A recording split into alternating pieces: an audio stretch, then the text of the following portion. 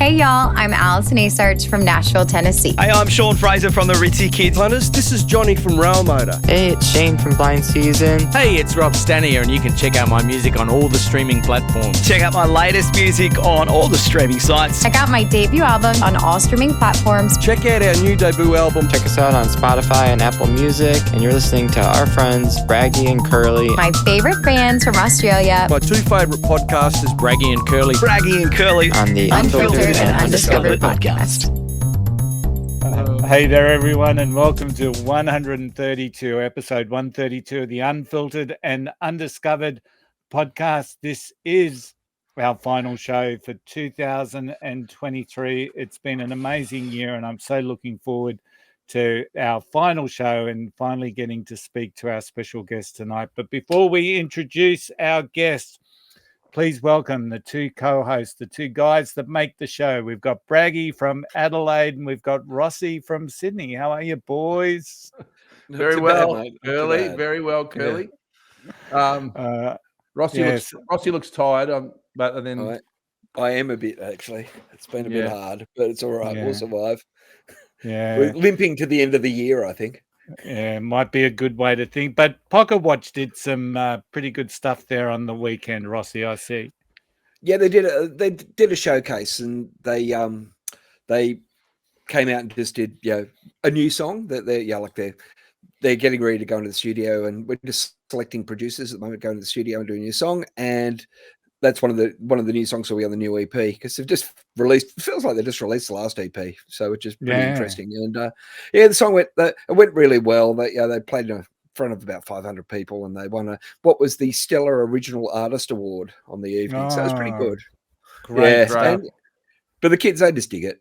They just do it for no other reason than I was actually teching guitars for about 15 acts and so. And when they announced that Pocket Watch had won the award, I was in a room full of young performers, and I said, well, that surprises me.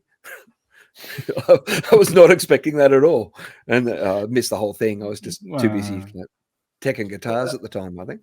No, I made a bit of a joke, Braggy, that at 3:28 the song was a bit long. So I saw that. They're normally under 2 minutes, the Pocket Watch ones, aren't they? They are, but so were a lot of Beatles songs, I'm told. Yes, correct. Yeah, like as Angus, the singer, says, if you can't say it in 2 minutes, you're talking too much. You must be really proud, mate, because they sound great, mate, and as a lot of they're that, doing good. A lot of that stuff is due to you as well. So well done. I stay out of the creative process. That's all them, I reckon. It's all them.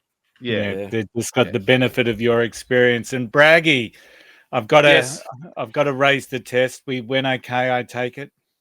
We went well. We won easily. It's great to see Pakistan come out here. They seem like they're our best mates in cricket at the moment, because we went over there last year, wasn't it, for the first time in 24 years. And I think the people of Pakistan were so happy that someone bothered to come and tour their country. That was a wild series, wasn't it? Yeah, it was a tough series. And it's great to have them back out. And you can see that there seem to be a lot of mates between the two teams, which never used to be the way in the old and the cricket from my era. So I really love this team. How they're very a bit down to the IPL? The IPL, that they all play against each other and know each other pretty well nowadays. I think so too. That's part of it too. I just really like the way they do. And Nathan Lyon got his 500th wicket. Yeah. So he joins an exclusive club there. He's only got the two champions in front of him, McGrath and Warren. It's incredible. I love Lino. He's a fine South Australian. Okay.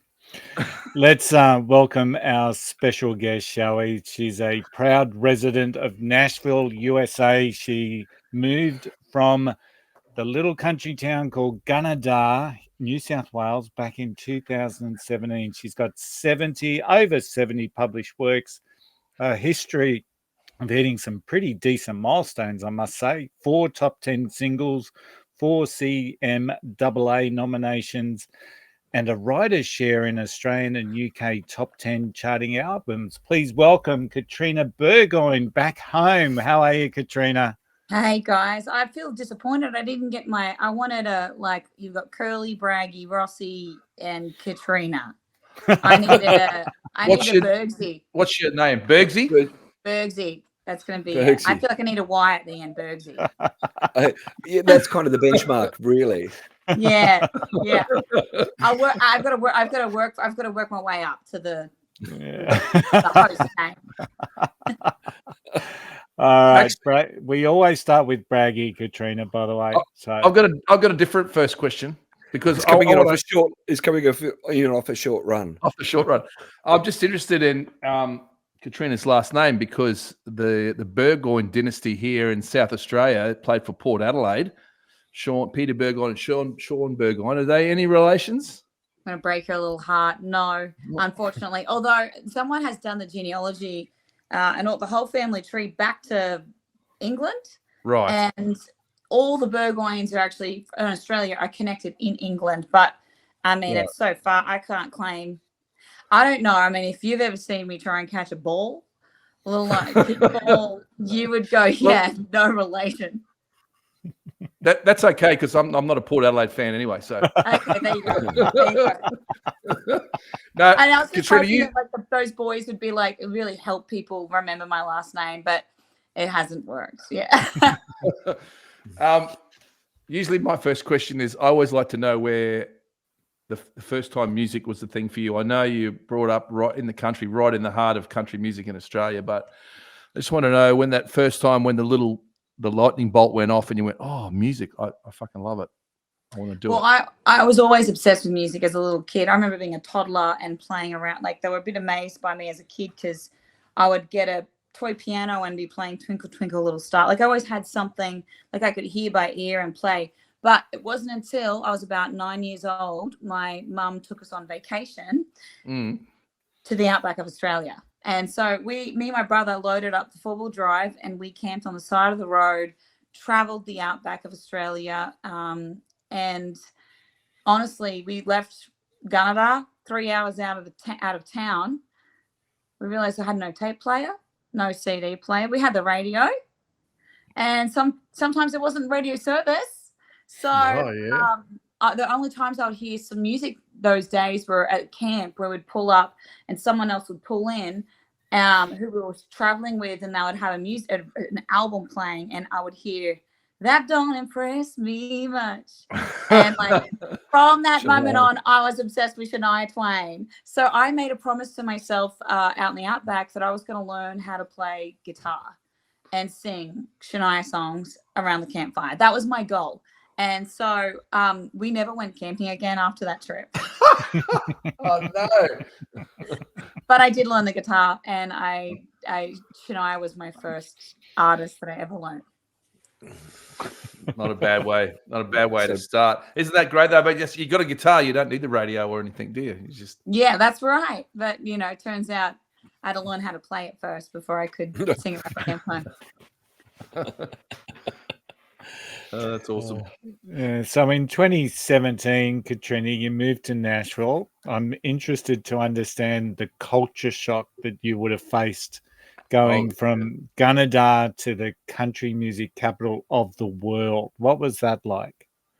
It's so weird because we watch so much American TV. You don't think that there's much of a culture change, right?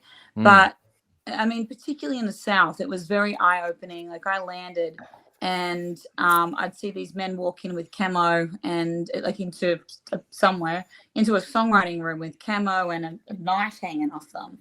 And I was just like that, and I'd be spitting in a cup all the time. And I go like, what are you spitting? Chewing tobacco. Yeah. I didn't even know what chewing tobacco was. So like just little things. It was a big culture shock, but only by just little things that I did not understand. Like most kids, particularly like if they're country kids and they move to Nashville, they grew up hunting every morning. That they would wake up early in the morning when the sun comes up and go hunting before school. And it's a complete different way of life.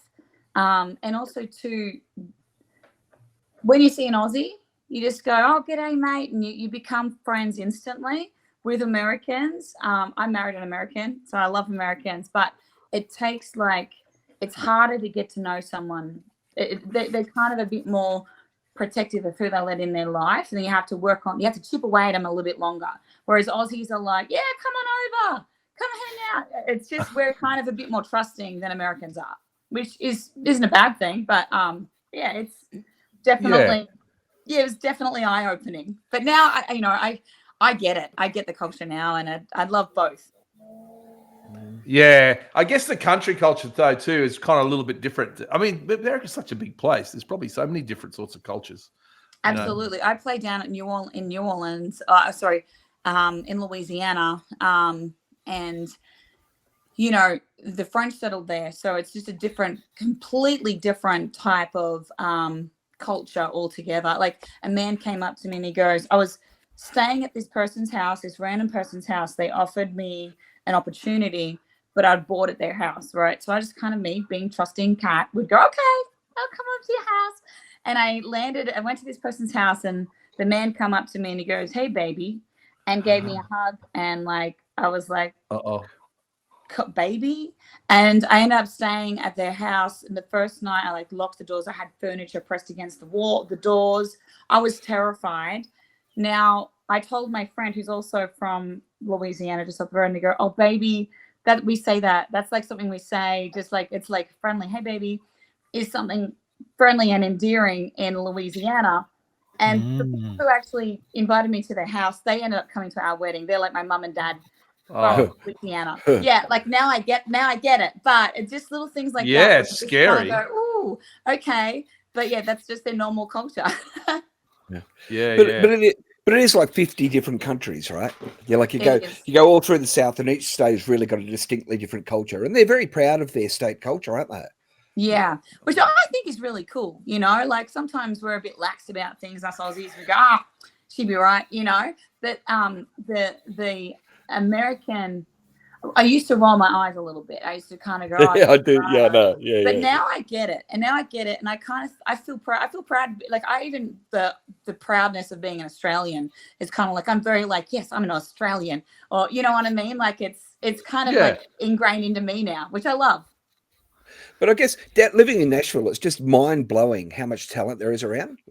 You walk down Broadway and you stand in front of a bar, and you walk 5 steps, you're in front of another bar, and there's there'll be an outlaw cowboy band ripping, and then 8 steps away there's just someone doing acoustic stuff, and it's just extraordinary the amount of talent, and that's just on public display. And you just you go into a lot of those bars, and you sit there, and what does break my heart is when you see the guys having to go around with hats for tips. That really annoys me. But down on Broadway, when I don't play Broadway, every now and then I'll get a call and ask if I want to fill in for someone, and I'll say, what stage is it? And if it's a good stage, I'll take it. If not, I go, nah, don't worry about it. But down on Broadway, base pay normally sits around $75. That's what you get. And people will kind of go, oh, but that's good. It's like a 4-hour shift. I'm like, no, I mean, that's people's income. They will play some people have to play 3 or 4 shifts for the day. Wow. Make ends meet. Now try singing that. Try singing 3 or 4 hours for a day with no breaks, no nothing. Yep. But I can only make my income from singing over in the USA on my visa restrictions. So, singing for $75. But the cool thing is that it really weeds out the people that aren't very good. If you don't know how to work a crowd, you don't get the tips. Coming into particularly this Christmas, I have noticed that tips have slowed down a lot more than what they have been in the past. But in saying that too, I play better shows now, whereas years ago when I first used to play, I'd play for free at some places and just play purely for tips. So, but it's a different way of living, different way of life. You have to took me a few years to get over the stress of living from a tip bucket. Now I'm I got this. We could do this. Yeah. But you see so many super talented guys, super talented acts. It's just mind blowing how good some of the acts are that are just playing upstairs in a little place, and you're just going, how can they survive? Well, I mean, if you're playing 2 and 3, 4 hour shows a day, Rossy, hey, I mean, you're gonna be good, aren't you? You're gonna be getting. Yeah. You're gonna have your chops Well, up. and the singers aren't playing the singers might do 2 shifts a day, but musicians are doing 2 to 3. Yeah. Yeah. But sometimes too, you can make, you're making good money too if you're in a good band, you can make bank. Like I've played Broadway before for $75 and left with $500 American. So that's good money. like that's between 3 of us. So sorry, as in like three that's $1,500 we pulled that day. So like sometimes if you get a good shift, you get a good shift and you get a good payday. But it is a hustle. It's a different kind of, when you talk about culture, one of my biggest culture shocks moving to the USA is the hustle culture over there. Like I had a lifestyle in Australia. I could play like 3 to 4 gigs a week, and then I just have my weekday, Monday, Tuesday, Wednesday at least, with no working, just chilling out, doing whatever I wanted to do. Whereas in Nashville, honestly, like yesterday was the first day I actually stopped and had a sleep. And that would be the first time I've had time. Actually, I'm pregnant. So when my first trimester, I slept all day, every day. I was really fatigued. But in, reality, like my husband hasn't had a day off since August last year. So, and we just work all the time. It's just a hustle culture. If you're not working, you can't keep up. Wow. And inflation is crazy. Like we're at the moment, we just moved out of our apartment. It's like $3,500 we were paying $3,500 Australian a month for a 2-bedroom apartment, 30 minutes out of Nashville. So the cost of living is through the roof too, as much as it is here, They're Sydney prices. They really are. Yeah. That's, and like a $700 apartment is just crazy, isn't it? $700-800 apartment. You just can't believe that. Oh, in the city, that'd be just a 1-bedroom studio apartment, wouldn't it? In Sydney, $700. Then again, compared to Manhattan, how much would that be? Yeah, that's true. Now, Katrina, one of your TikToks that really got me intrigued by you is that when you told people you came from Gunnedah, they had a misconception of where you were from. Do you want to share that story? This has happened way more times, and I just like, sometimes people are so stupid. Sometimes like I'm blonde, so like I'm also stupid. But often they'll say, "Oh, where are you from?" And I say, "I'm from Australia." And they go, "Whereabouts in Australia?" Like, and I go, "You won't even know where I'm from." And they go, "Try me." And I go, "All right, well, I'm from a small town called Gunnedah." And they go, "You're from Canada?" Whereabouts in Canada are you from? And they say, "Whereabouts in Canada are you from?" And I'm like, what? So that happens often, way too often. Now I just say I'm from a little town 5-6 hours from Sydney. Man, there's a song. There's a song. There's a song in that. Which you need to tell Texans is only halfway across one state. Yeah. Well, you think about this too. It's like even the population of Texas, get this, right? The population of Texas is bigger than the population of Australia. That's right. It's incredible, isn't it? Yeah, there's a lot of people. But they also say here's another weird statistic. You walk past 33 murderers in your life. Wow.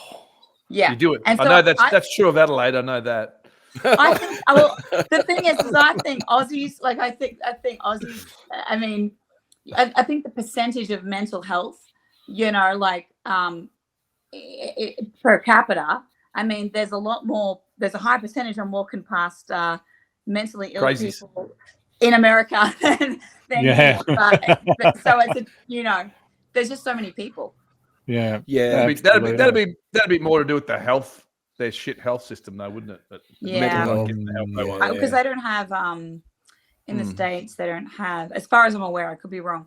Don't have like mental health facilities anymore. They closed them down. I think because they were experimental electric chair kind of crazy stuff. Yeah. Wow. I think I don't. That's as far as I'm aware. But yeah. So, Katrina, you released music here in Australia before you made the big move to Nashville. What was the driving force to go to Nashville?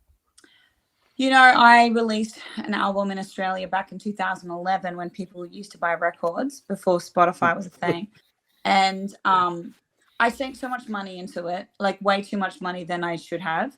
But it did well. You know, I got nominated for 2 Golden Guitar Awards at the time and got a top 10 ARIA charting album. But the reality is like I didn't recoup. Back then, there wasn't a lot of opportunity for touring, for festivals. Now it's like really exciting. There's a lot of the young people that are like discovering country music, which is really cool. Thanks to CMC Rocks, and then all these other country music festivals are popping up from nowhere. So, which is super exciting as an Australian artist, and as looking at the Australians that are coming through, it's exciting for them.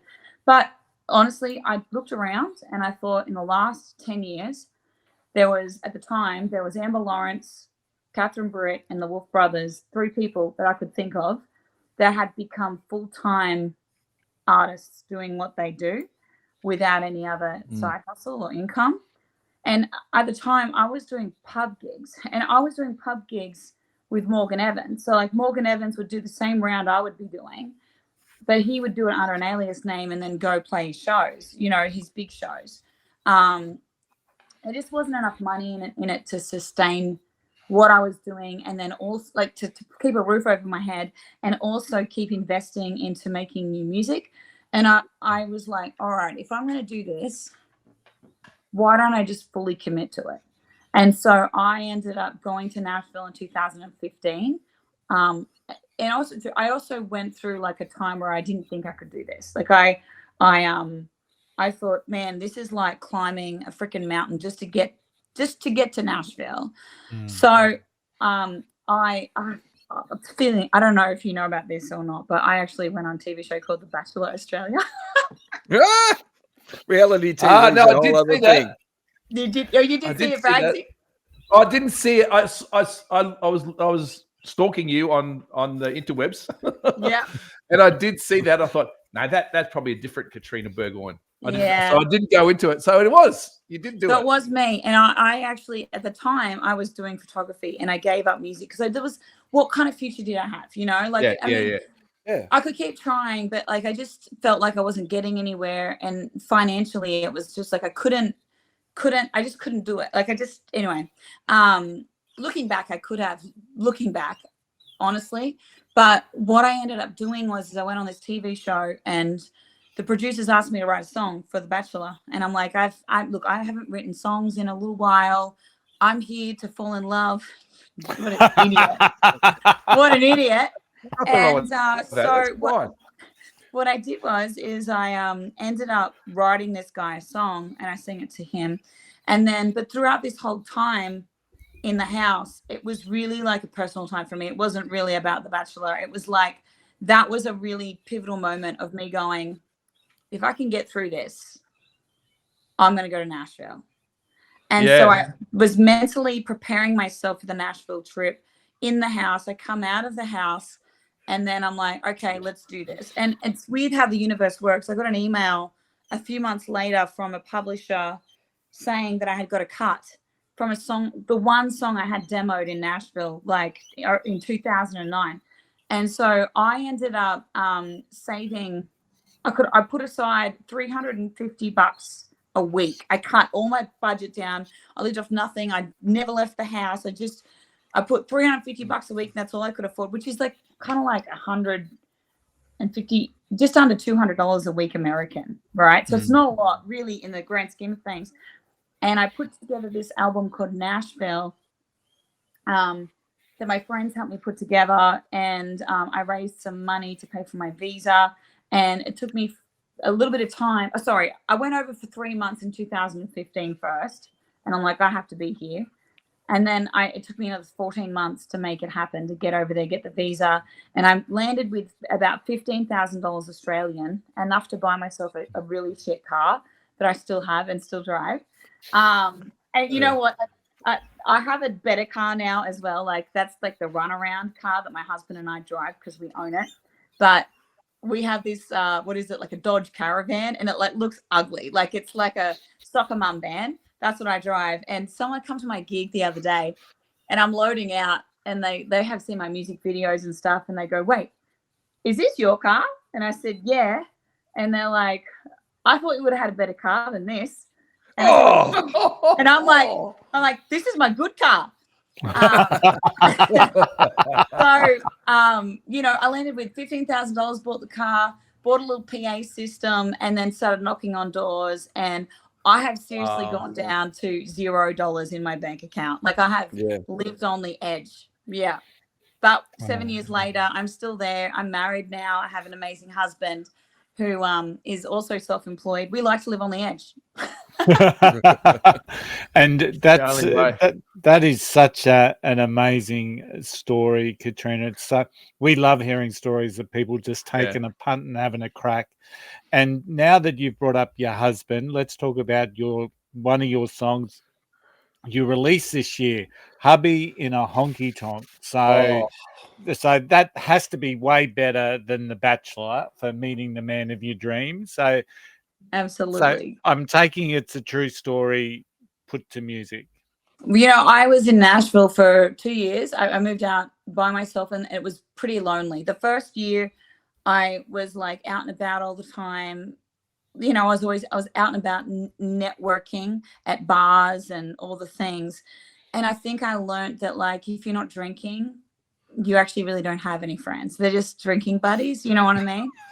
So like I got to a point where I'm like, wow, this is really lonely in Nashville. And so I actually ended up getting chronically ill within the first 2 years. I had to have 2 sinus operations. It was almost going to be the end for me. And I booked a ticket home to Australia in 2018 for Christmas. And I was going to come on out and get better, not fly home until I was better. Anyway, sorry, I deviated from the story, but I was like, I need to find a man here in the USA if I want to make this feel like home. So I did the only thing I knew how to do as a single lady, is I went down to Broadway.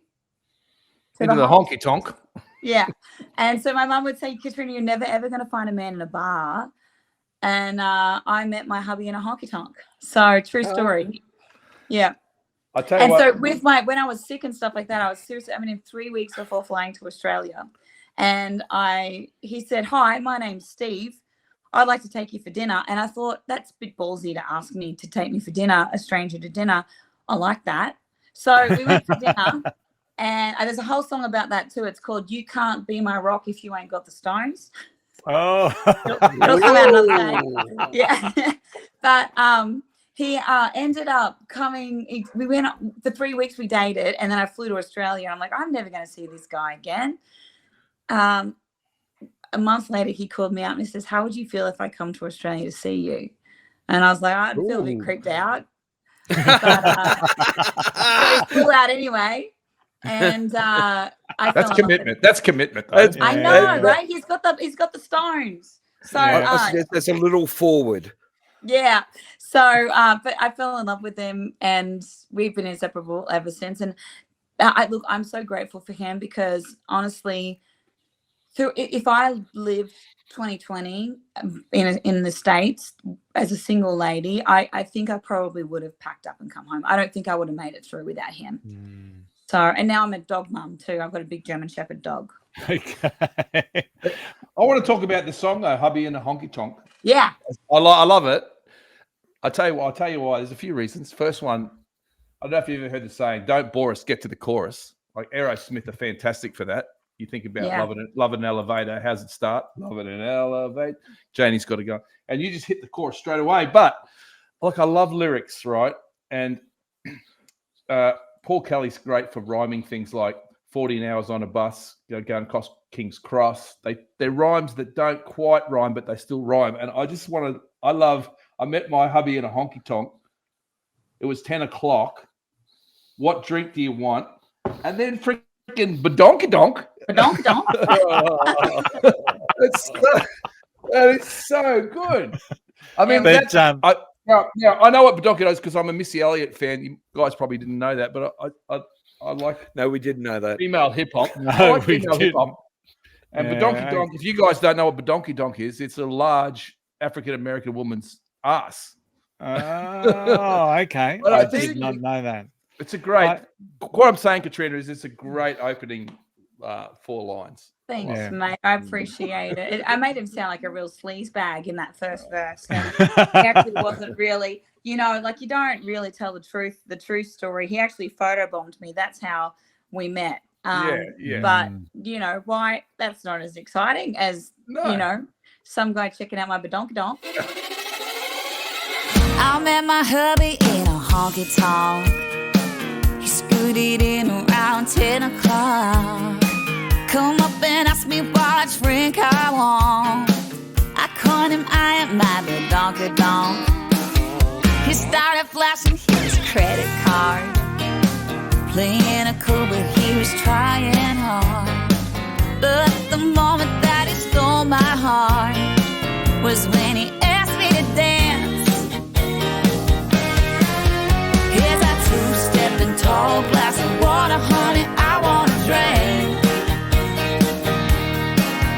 Here's a hard hunk of men on me in before I could think. Now all my mama told me about the birds and the bees and how cowboys won't stay long. But I met my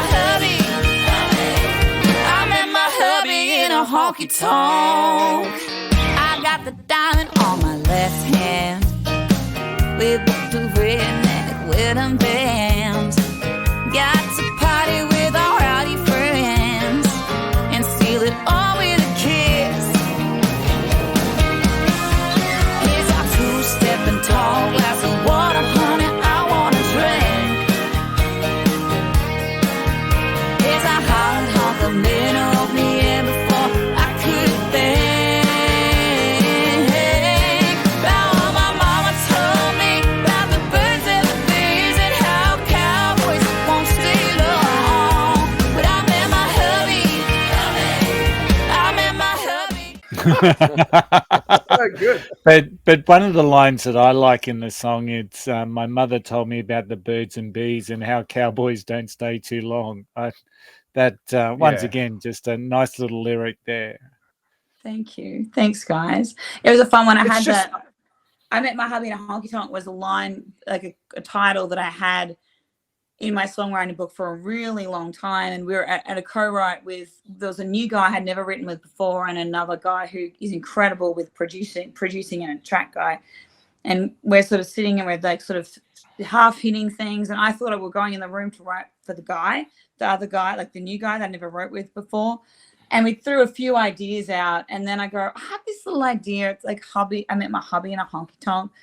And they kind of looked at me and like they thought I was crazy because that sounds like a stupid idea. Like I like the stupid ones, And then I go like, it would kind of go like, boom, I met my hubby in a honky tonk. And I just started playing it. And it's funny when you get something that kind of like you think has a little bit of magic, it changes the room. And we all kind of stopped. And he scooted out and around, and I just kind of played it, made up words. And we like the boys just stopped and go, we're writing that. So it's really cool. So it's we knew we had something there that day. So is that how you do most of your writing? Oh, sorry, you go, Rossy. I was more interested about you're doing co-writes, you're collaborating with people. How do you put together the people you're going to collaborate with? How do you pick them? How do you find them? How does that work for you? Well, I mean, in Nashville, it's such a collaborative town, so you just kind of, and then you find, look, I have a handful. I've been writing for a long time there now, and like a lot of artists or songwriters will do like 2 to 3 writes a day. I can't do that. My brain capacity, and I'm gigging, so I'll gig at night. Give me one co-write a day max. I even do 2 to 3 co-writes a week is maximum for me, right? So otherwise, I still feel like the gold still comes. If I write too much, I'm just shitting out. Yeah, okay. Yeah, Clear I don't know stuff. how to say that. Yeah, I'm just like, it's just like I've noticed that like I could write 300 songs a year and still only get 12 good ones. Or I could write 80 songs a year and still get 12 good ones. So that's kind of where I sit at. So I mean, from what I can hear, Katrina, it just seems it's the gigging, and it seems so frenetic. So it must be hard sometimes to really come up with an idea that, you know, that isn't just, okay, I got this idea. That's the thing too. It's like, I feel like the best ideas are well thought out. For example, I've got another song. I've been writing a lot of songs about, I really shifted my sound when what I'm creating, and Hubby and a Honky Tonk like is like the stamp of like the beginning of what's to come. I love writing fun, up-tempo songs that make people want to dance, make people want to laugh. So like another song, for example, is called Wife Trial. And I had this idea of this song. My subscription was ending for something. I go, sorry, your trial has ended. It was just a trial subscription. Your trial has ended. It's subscribed now or whatever. And I go, that is like a really funny concept if it was like targeted at a man that you were dating. That's like The Bachelor. Yeah. So I and you know what? Like I have this one songwriter that I've been writing gold with lately. Like the songs we were writing, I'm so excited about. I also wrote that You Can't Be My Rock If You Ain't Got the Stones with this writer. And he's like the writing, he just was like one exit on the interstate away from where I live, right? So I had seriously like 3 minutes to come up with this idea. And I'm driving along and like this wife trial, like your wife trial has ended, some features are suspended. And so I was like, I was driving along and I was kind of like, your wife trial has ended, some features are suspended, like washing them dishes and thinking that you're gonna get laid. Yeah. So that's it. So like, and I will like, because I like the funny thing. Because my personality on stage matches that. So, and now it's like I'm really selective with who I write with. And if I'm not writing with my specific people that know my sound, know my brand, know my direction from here on out, I'll write for another. Like I'm writing for someone else. It's not for me. But the go is as well that if you can get some gold and you write a piece, that's where the money is. Like, the money is. That's the aim. That's the aim. Like if you don't write the songs, you don't get the money. I'm guessing though that I'm Coming Home is not like that. That seems to be a little bit more. No. I'm Coming Home is something that I wrote with Australian country artist called Amber Lawrence. And we wrote it for her project in 2020. And, you know, she kind of come up with the start of the first verse of this song. And by the time I got to the chorus, I felt it so deeply. She kind of reflected on her husband coming home from the UK, the fact that everything was closed down and people would be, you know, but we didn't even have a title for it. It wasn't called I'm Coming Home. And then I'm like, I just really resonated with it because it was 2020. I was meant to be home for Christmas that year. And I just started singing, I'm coming home to the gum trees and a lamb roast on a Sunday, sitting around the kitchen table in the town that I grew up. And by that point, I'm like, I'm crying over a lyric called that says lamb roast on a Sunday in the town that I grew up. And I'm like crying and I couldn't get past it. And we just like, that's it. That's where we're going. So, well, as soon as you sang Hug My Father, that's where I went. Yeah. Yeah. So and I, you know what? It was one of those songs where, like, I said to Amber, Amber, I know we wrote this song for you today. I really want to release this. This is my story. And, but, you know, I mean, she's further up the train than me. And so I thought if there was any kind of success, it would be through her. And then I just kind of released it as a personal one. It was a pretty selfish release. So I released it as a personal song. Yeah. Today, this is your captain speaking. Our flight today will be 15 hours and 10 minutes, and our estimated arrival in Sydney is 7:50 a.m. local time. Sit back, relax, and all my expats, let's go home. I got a ticket for a plane all the way from the USA. Packed up my memories, left the weather behind. The captain on a speakerphone is the sound that I love most. Who'd have known an Aussie voice could make me cry? I'm coming home to the gum trees and a lemon roast on a Sunday, sitting around the kitchen table in the town where I grew up. When I fly over the harbor, my heart beats a little faster. Soon I'll get to hug my mother, tell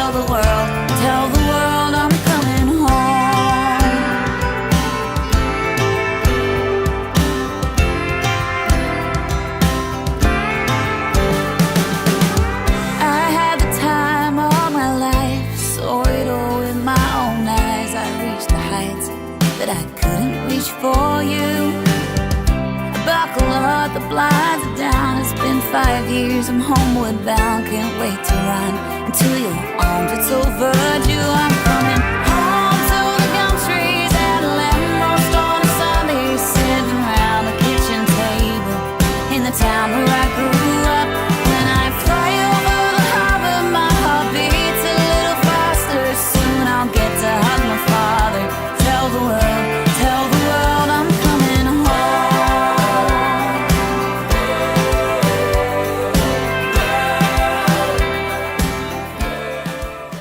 Well, it's got emotion in it. Yeah. It's a great little song. Now you've done a couple of collabs in your back catalogue, so I'm intrigued to hear the story behind "I Still Call Australia Home," the Peter Allen cover, but also "Before Summer Starts to Fall." How did they come to play? Well, you know, there's a bunch of Australians living in Nashville. There still is. And my friend Christy Cox, she organised that.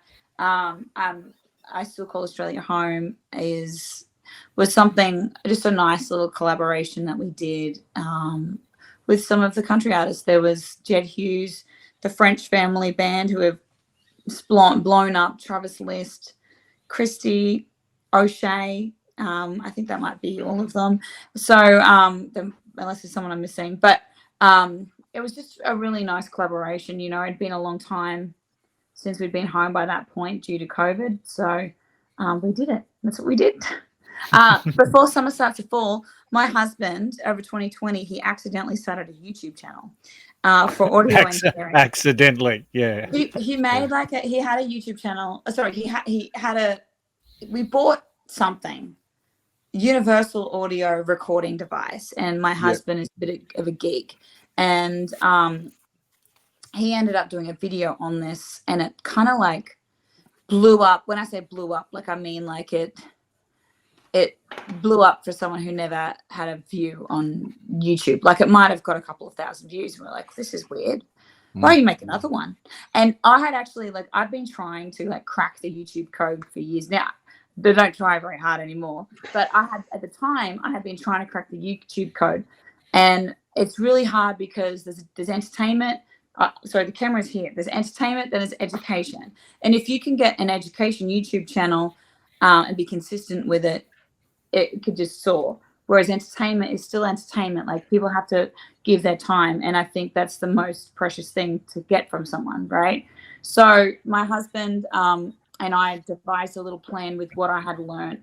We kind of created this YouTube channel. Anyway, he's got 11,000 followers now. And oh, wow. He's got sponsorships that we have got the most beautiful studio. We're homeless at the moment, but we had a beautiful studio at home that he built from sponsorships and from, just pieces that he's collected. He's done really well for himself from this YouTube channel. And anyway, he created this full production song on a device called the Apollo Solo, which is the entry-level device. I think it's about audio interface. So it's about a $600 product. And he was showing people that if you can actually record a professional recording at home with limited nothing, not much. So he created this whole track. And he said to me and Troy, because we're mates over there, Troy Kemp. Troy Kemp was on that song, I'm Coming Home, as well. But Troy Kemp, he lived up the road from us at the time, and we're all mates. We hang out all the time. And he's like, what about you and Troy come and collab and write a song over this track that I've created? So we did that. We wrote, Troy come over. We recorded it and there's a whole documentation of the whole process on his YouTube channel. And it just blows my mind. I think that song's had over 300,000 streams now and was added to major Spotify playlists. It was probably my most successful release, really, Spotify wise. And it was made on something that any average Joe can afford in their bedroom.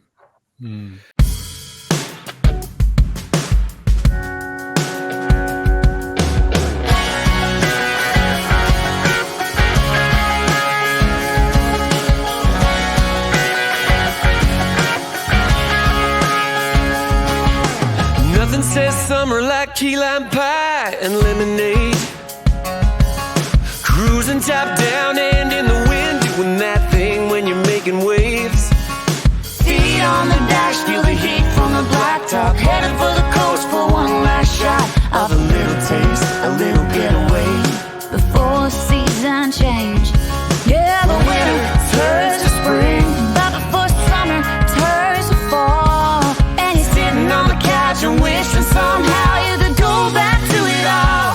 Let's look up the good times, sunshine before taillights start to fade. Sleeping in the moonlight, just like beach bum renegades. Dial up your round before a minute, throw a margarita in. Been a senorita on the dance floor. Let's make it our mission to lose our inhibition and do it all before summer starts to fall.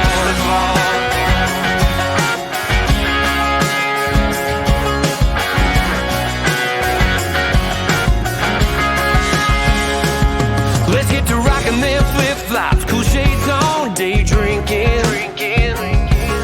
Jumping off the old pier, diving right in like a holiday fling, heart sinking. Oh, it's been a long year, let's kick it in a gear and build ourselves a beach bonfire. Stars shining bright and those fireflies like diamonds dripping in the sky. But that's the modern way, isn't it? It's the modern way that that digital technology has changed the barrier for entry, right? For It's everybody. incredible. And Which isn't the best thing at times, but yeah. I know exactly what you're saying about that. But like, there's a good chance I've probably watched some of your husband's videos because I've spent years watching tech videos. Have you come across Steve Kinney? I don't know. I'll have to have a look.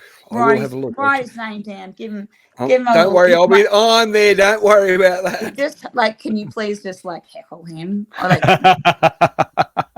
I'll be watching he's that, so don't nice worry. to haters. Like haters hate on him all the time, and he's so nice to them.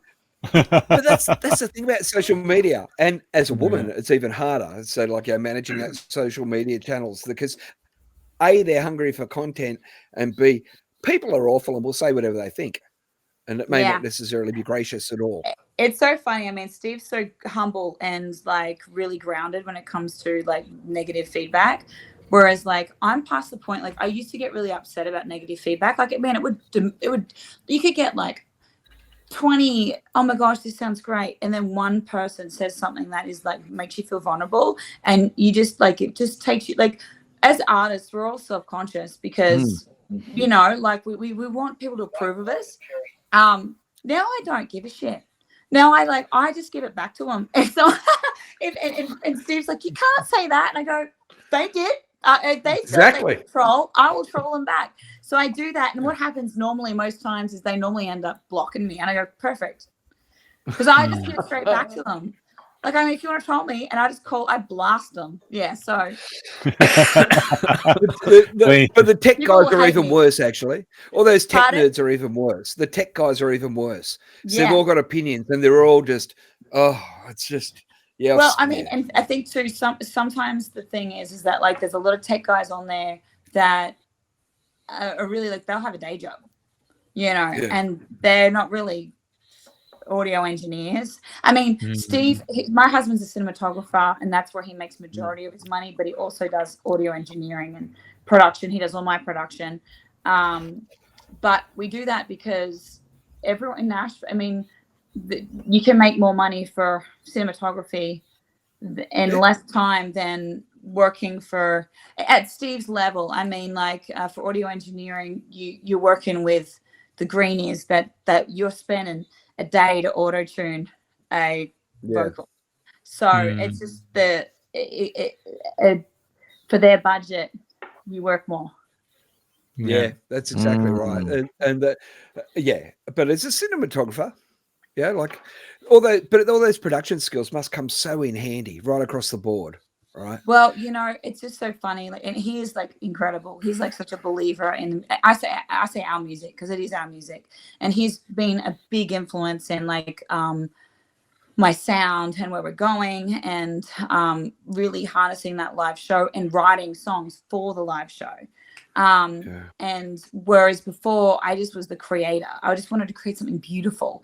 Whereas now I have direction. He's been incredible, but he grew up loving 80s rock bands. So like Def Leppard, and we kind of like went through our influences, and we come down to Mutt Lange, the producer. I was going to say Mutt Lange because of Shania. Yeah. We got Shania back again, yeah. Yeah. Hey, Shania's back. Here we go. So and like knowing that and finding and like really discovering that, and he's like, why don't we use Shania as like, what happens if like, you know, I'm 35, right? So I'm a little bit older now. I'm not like young, super cute. I can't sing, you know, can't sing the songs about love and loss about as a boy that I know for 3 days. But we sing, like when I write songs about positive, uplifting songs, kind of like Shania did, a bit quirky, but also promoting like families, marriage, and like unity, and like kind of leveling up the man, making the man feel like Shania did that. She kind of made men love her, you know. And she made men love her and women love her. So I mean, I don't know how to do that, but I'm working on it. Let it play well in the South. Yeah. Let it play very well in the South. And that's fine. You know? Like you don't know what your audience is, what your market is, right? Got to know who you're trying to sell to.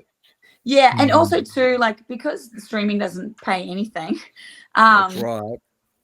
It all comes down to the live show. So like if we want to have a kick-ass live show, you gotta have kick-ass songs for the live show. And so that's what I mean. Hubby and the Honky Tonk is like the beginning, the stamp of that, of what's to come.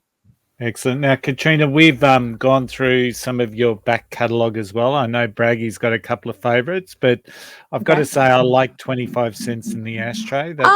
Thank you. That's a true such story about being broke with a big dream and having 25 cents in the ashtray. I see a lot of your journey and your stories written in your songs, but Braggy's got one that I went right back because I thought, I just looked and went, holy shit, you're putting something out in 2007, right? So I think that's a long time ago. Look at it. She's got it. You just said before, you said, I can't write songs about, you know, falling in love with a guy for 3 days anymore. But that song Dumped. I mean, I fucking love that song. I wrote that song when I was 15 years old. Did you? With a guy. It sounds it sounds awesome. It's got a real Australian vibe to it, Australian 80s vibe to it almost. That's cool. It's got a groove to it. There's a songwriter guy called Matt Scullion. I don't know if you've ever come across Matt Scullion, but he has written some songs for like Lee Kernaghan. Yeah. And he's a great songwriter. And I was this little goofy kid with frizzy hair and showing up at all these songwriters nights, and like none of the kids my age were doing that. Like I'd befriend all these people that were my age now, and they just took me in under their wing, and Matt Scullion was one of them. And I would write with Matt Scullion often, and he really was a mentor for me. And this song Dumped was what we wrote. That was actually my year 10, my year 10 work experience. I told my school that I wanted to have music industry work experience. So I found it. They said, look, we don't know how to get it for you, so you're going to have to figure out how you can class it as work experience. So I did a week songwriting, and then a week I worked at Compass Brothers record label in Sydney for a week as well for work experience, who Compass Brothers at the time had Adam Brand, Melinda Schneider. And I was just the coffee girl and just the little runner doing tasks. They were trying to find tasks for me all the time, or they'll send me out with people to write with. So it was cool. But and I wrote that song in work experience in year 10. I can't believe you found that. It's a good song, Rossy. You should check it out, Rossy. It's a real good feel to it. And you know what? It was actually I'm dumped. I'm so dumped, dumpty-da. You know what? It could have been a Taylor Swift song. You know, she could have written that. She could have written that when she was, starting out too. You know, so yeah. We talk to people all the time, Curly and Rossy, don't we? That say, from the moment I did this, I thought this is what I'm going to do. But I think, Katrina, you're the first one who you can almost draw a line from that time. It seems to me that you went camping or out to the outback with your mum and heard Shania Twain. Everything you've done, including The Bachelor, has just gone a beeline to Nashville, and You know? I have been very obsessed. It's just interesting. It's like I've been very obsessed with. Like I lay in bed at night thinking, "Oh my gosh, I just haven't broken through." You know, like I've seen a lot of people who have got lucky breaks that haven't been doing it for as long as me, or I just haven't had that lucky break, and I don't really know what it is. Maybe my time will come. Maybe it won't. But You having fun? I'm not really half the time. It's a lot of work. It's a lot of work. But the thing is that like before I went on The Bachelor, I actually had a little dose of depression, and it was mostly depression because I knew if I wanted to do this American thing, it was going to be too hard. Like I just thought, how can this little Gunnedah girl move to Nashville and do all these amazing little things that I would love to do, but I just don't think it's never going to happen for me. I'm from Gunnedah. You know, I told myself I couldn't do it. And then really going through The Bachelor, having some personal healing time and like gaining my belief in myself. Like I went on the show, the only person in the house medicated for depression. And then I realized that, you know what? We're all a bit effed up. Oh, yeah. Oh, yeah. Like, I'm not special. We're all a bit effed up. We're all on the spectrum somewhere. Yeah. And so, like, I got off the show and I'm like, if I could feel proud of the person I am, why don't we just do it? And so I ended up writing a list and writing goals of like, and I often get, like, I had a big old, I had a TikTok rant about this because someone said, oh, look at you. You've sold out. You've sold whatever it was. It was something. Shoot me now. Yeah, something. It was an Aussie who said it. Something. Someone said something, and I go, you know what? Here's the deal. Like, I'm from a small country town. I remember after The Bachelor, there was one incident on that show where it was edited. In my mind, I got the rose, and I'm like, I would love to spend some more time with you next week, right? I was trying to be flirty. I was trying to be cute. I look like a bitch. I come across like the biggest bitch in the world, right? But you get the villain cut. You got the villain cut. It was never my intention. I got memed. They memed me and said I would like a bit more attention next week. Anyway, so someone in my small town came up to me. I had just got back from Nashville in 2015. It was 18 months since The Bachelor. I get home to my small town and I'm on cloud 9 because like I see a way forward. I feel like for the first time after years of wanting to do this, it actually isn't going to be that hard. It's just finding. If I had all the money in the world, I could do it tomorrow. All it is now is I've got to knuckle in, get the money together, and make it happen. And this gentleman come up to me at the pub, and he said, "Hi, I'm such and such." And I go, "Oh my gosh, I've heard so much about you. You're my stepdad's friend." And he goes, "Yeah, I just wanted to come and tell you that I watched you on The Bachelor, and I thought you were a bit of a bitch." And I was like, okay. But that's like typical small town Australian. Yeah. They think that they know you well enough to say something like that to you, right? But like, and it's just tall poppy syndrome, right? Yeah. So I was ranting about that the other day, but like, I wish kids, particularly Aussies who have dealt with either small town syndrome or tall poppy syndrome, that if you just write a list out, achieve the next thing in line, it could amount to something really big. It doesn't have to be like today I'm going to go on a international worldwide tour opening for Keith Urban. Like that's not tomorrow's goal. My goal is to, like, that would be a great goal. That'd be a really good goal. You know, like I don't know what tomorrow's goal is, but you know, I mean, tomorrow's goal for me is to have my baby nice and healthy and everything's going good, you know, but So that whole reality TV thing is like just takes you on a very strange place, doesn't it? Like, you don't realize the reach of it. You don't realize how far it permeates. You don't realize how many people see it, and it's just terrifying. And how little control you have with it. Which is what I'm feeling right now because we're just about to come to the end. So I need to sort of round it all up and wind it all up. Bring it in. I've got a question that can bring it back, I think. Wind it up for you, Curly. That's okay. Yeah. Katrina, you've written the song "I'm Coming Home," and you're home now. And I'm assuming you're going to have your baby here in Australia. I'm not. I'm going to have it in America. Oh, yeah? So you're back for Chrissy. we're back to Anger Chrissy, baby. and I'm seriously, please send some prayers up because I am flying out right before the deadline of being able to fly internationally. So let's hope she's healthy and I can fly out. Right. Yeah. Well, that's all right. But I mean, I'm just thinking there's a whole other series of songs that are going to come out of this. Yeah. No doubt. Are you looking forward to it? I am. I'm terrified, but looking forward to it. Yeah, of course. It's more so like, I make my money by playing out every night, and with a baby, it's going to be hard. But I'm either playing out at night times and writing through the day, but it's going to be fine. I honestly think, like, here's the thing. I'm 35, and I got to a point where, like, I thought by 35 I'd be further in my career than what I am. Like, I really thought that I thought I've been doing this, like, I've been full-time 17 years and been writing songs since I was 11.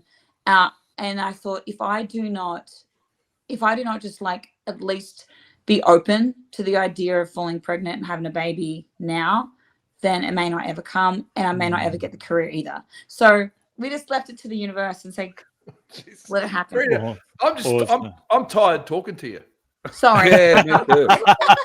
I'm boring. I don't mean like that. I'm just exhausted. You're just so 100% full on. I love it. It's just it's all right. So let's talk about your Australian tour. You played Sydney on the weekend. How was that? Oh, it was awesome. And you know what? There's a girl there who first discovered me on The Bachelor. And I'm like, that is so weird. And then, anyway. That's cool. It was wonderful. And then we're going to Townsville, your old stomping ground. Woo! Yep. And can we just so Townsville is the Buck Wild Country Barn sessions. Absolutely. And, we know about Buck Wild. And on the same bill is Katie Brooke, who's been on the show, and Josie, who's been on the show, and Zach and George. Zach and George, and our country music correspondent Big Stu tipped Bella McKenzie as his tip for 2024. Ooh. And she's on the bill. So that should be a great show. So then you're in Gunnedah playing the town hall. And to me, I think, is that what you're most excited about, going back to your hometown? It was the first stage I ever sang on. And I mean, the Gunnedah show is it's pretty special. Last time I played the town hall, I didn't think anyone would show up, and I was just so blown away. I just can't wait to see my hometown peeps. Be good. And then Newcastle on the 13th. You're playing Lefties up here in Brisbane on the 19th. I might be a visitor to that show, Katrina. That'd be awesome. I'd love to come in, and I might take Big Stu. And then you've got Tamworth on the 22nd. 22nd. Mm-hmm. Wow. That is excellent. So all over the place. Yeah, it's and then you're back to Nashville, I take it. I am. I fly back to Nashville on, I think it's the 28th. Okay. And there's a baby there too somewhere. Yeah. So the final question I've got for you, Katrina, and bear in mind we will have all Katrina's links in our show notes, and the songs that we've edited in will be links in the show notes as well. I have to ask this: have you missed Twisties? I actually, hang on one second. I know I'm killing time here, but I ended up doing this yesterday and I didn't post it because it looks so stupid. This is me on a tip. And then on Twisties, say chicken Twisties. Say chicken Twisties. Went for the chicken ones. Yeah. The chicken ones. I had the cheese ones the other day. I'm like, that's all they had. And I'm like, I need the chicken ones. I have some in the fridge, in the cupboard right now. I've got my sister-in-law here. We've got our sister-in-law here from Texas at the moment, and they're loading up on chocolate to take back as well. It's hard. You gotta love it. You gotta love a Twistie. I came home today and just had some Twisties, and I thought to myself, wonder if Katrina's missing Twisties. That is so weird. See, we're on the same page. Katrina, it has been an absolute joy having you on the show. And as I said, all of Katrina's links will be in the show notes. As for everyone else, this is our final show for 2023. If you have enjoyed the show, please like and subscribe, leave a review. We're on TikTok, YouTube, Facebook. We've got a website, Unfiltered and Undiscovered podcast, we will be adding Katrina's songs to our playlist, the Fresh and Fierce Female Country Artists, and also our Unfiltered Undiscovered playlist on Spotify. I have no lyrics from the playlist. That can wait till 2024. On behalf of me, Braggy, and Rossy, I hope everyone, and of course Katrina, I hope everyone has an amazing Christmas and a really safe and festive season. We will be back around the middle of January, so we're going to enjoy our break, especially Rossy. He will enjoy his break. Katrina, once again, just thank you so much for coming on the show, and Thanks we'll for see having everyone next year. Bye.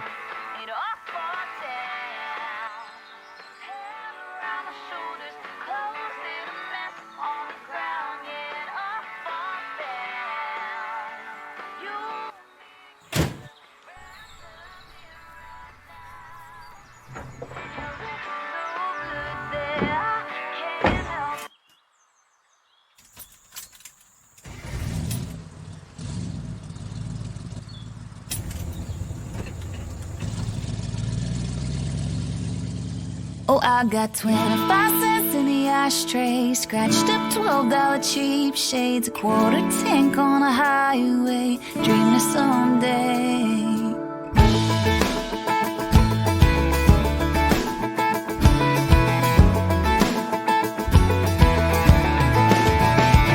And I'm thinking, I sold everything for a dream and a ticket to catch it. Somewhere out there in the middle of the noise in the midtown traffic, but I gotta have it. 200 miles for $100 and folks to hear me sing. I know it might not seem like much from the outside looking in, but I got 25 cents in the ashtray, scratched up $12 cheap shades, a quarter take on a highway, dreaming someday. Ain't no other way I'd have it. Isn't it kind of romantic? 'Cause one day I'm gonna look back at it, living the good days now. Living the good days now. Oh, it's frightening. I could run back home, but if I do, I know I won't try again. I'm all in. I got a beat up car, no credit score, like I'm 19, and I keep fighting. As long as these four wheels keep on turning, I ain't slowing down.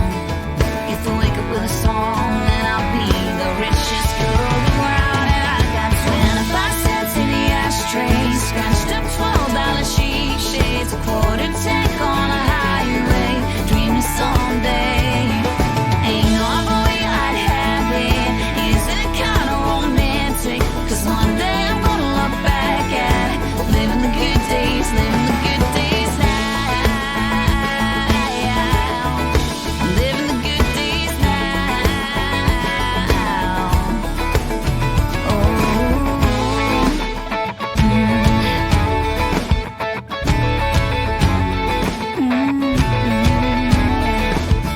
Oh, I got 25 cents in the ashtray, scratched up $12 cheap shades. Ain't no other way I'd have it.